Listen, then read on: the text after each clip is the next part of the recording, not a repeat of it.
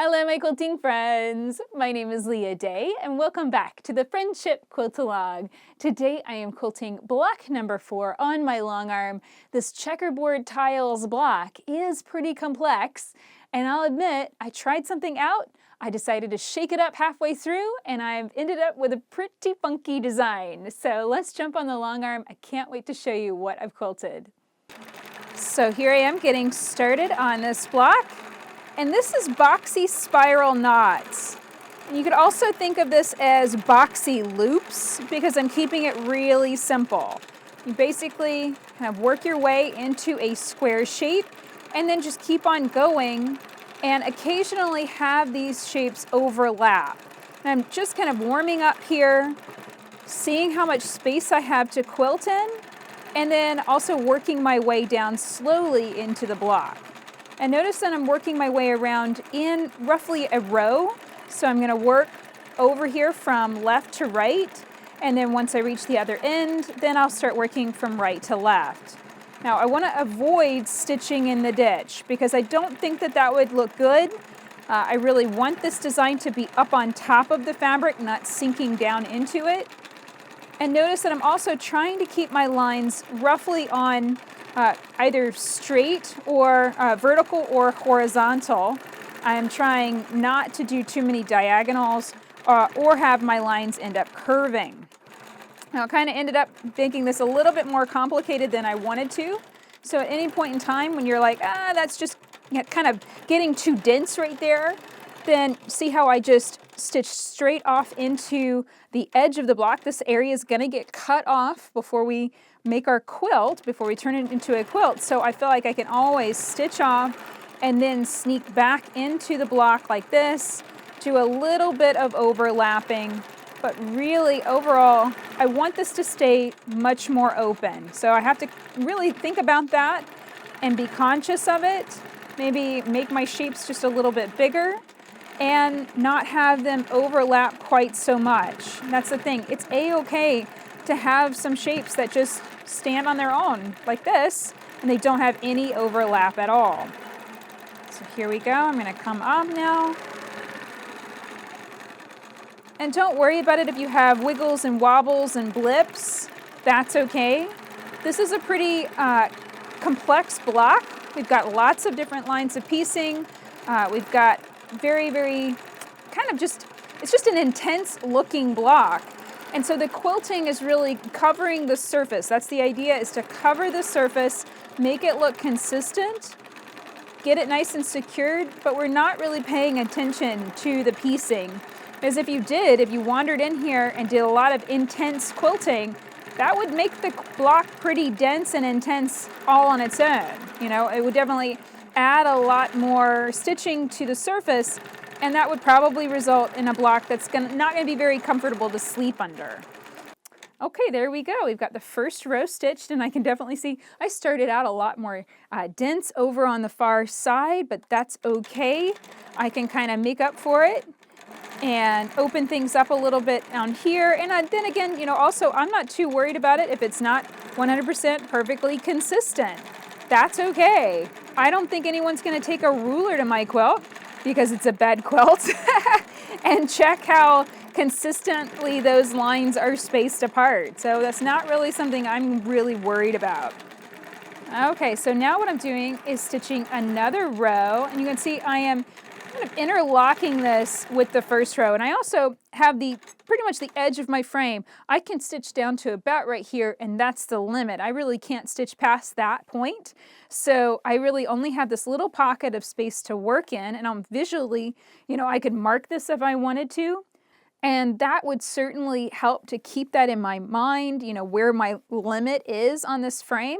But I'm just going to visually say, okay, about halfway point through this sashing and these little scrappy cornerstones, that's about the limit of what I can stitch in. So what I want to do is stitch a row that comes in and interlocks with the shapes before, and then also, you know, forms more shapes and fills up more space.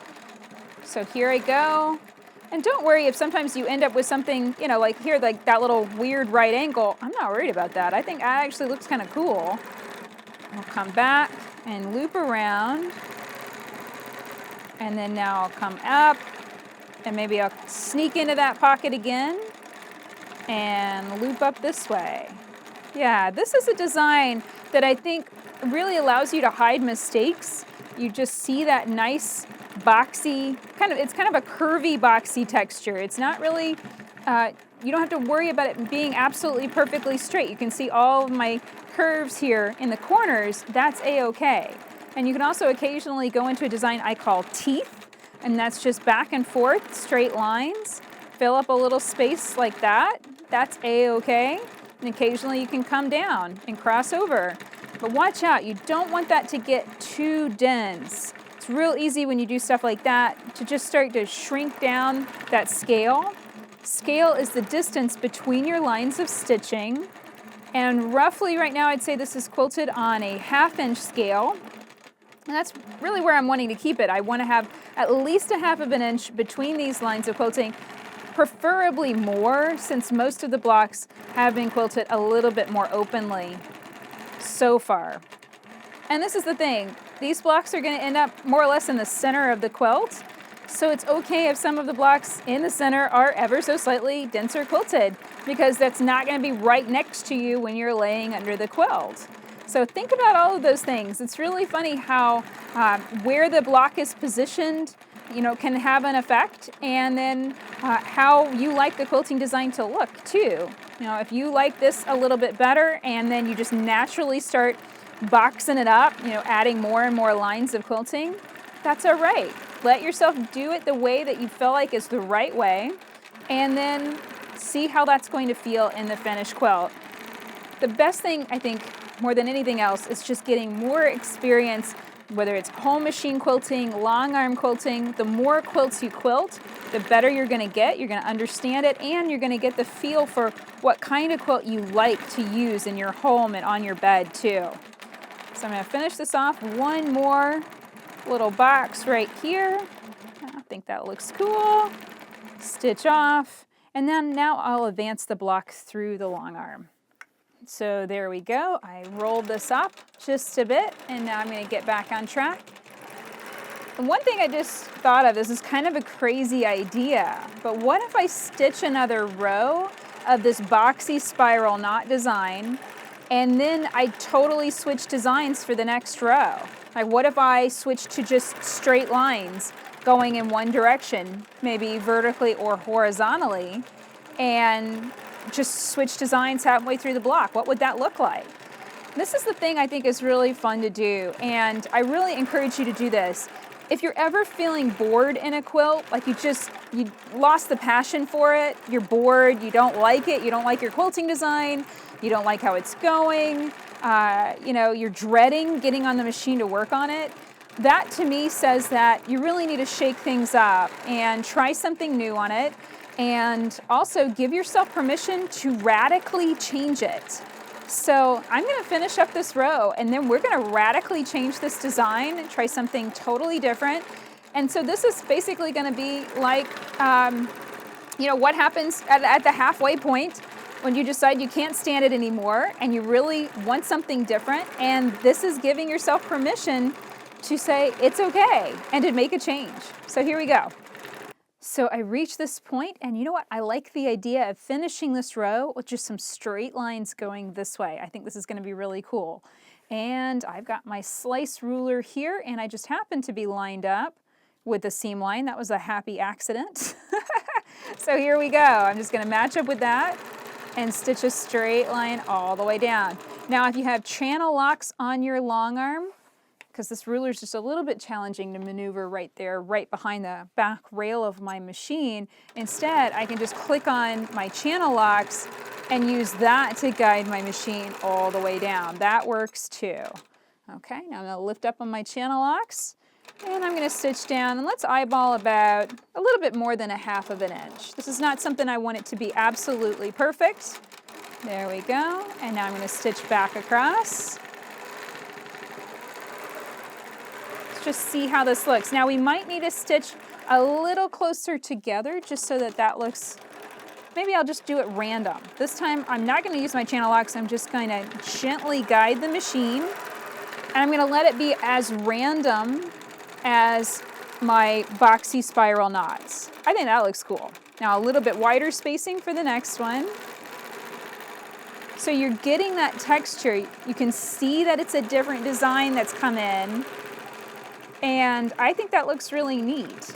Now I've got one more line, a little bit wider spacing right here. Okay, so I like this idea, but I want to switch back to my boxy spiral knots. I think I'm going to do that in a section through here, and then I'm going to finish off with vertical lines through the rest of the block. This is so much fun.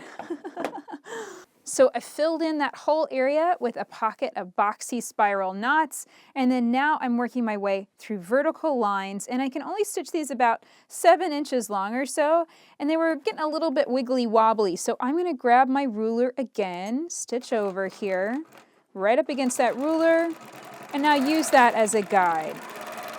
There we go. It's just a little bit straighter. That'll work just a little bit better, and it's running right along that seam line. Now I'll come over. Let's space that out just a bit, and then go straight up. I want to be careful not to get too close to those lines before. Again, we want to make sure that this doesn't get too dense and intense. There we go. That looks good. I really think this is different. I mean, I have to say, sometimes when I come up with these ideas and I run with this inspiration, it's scary.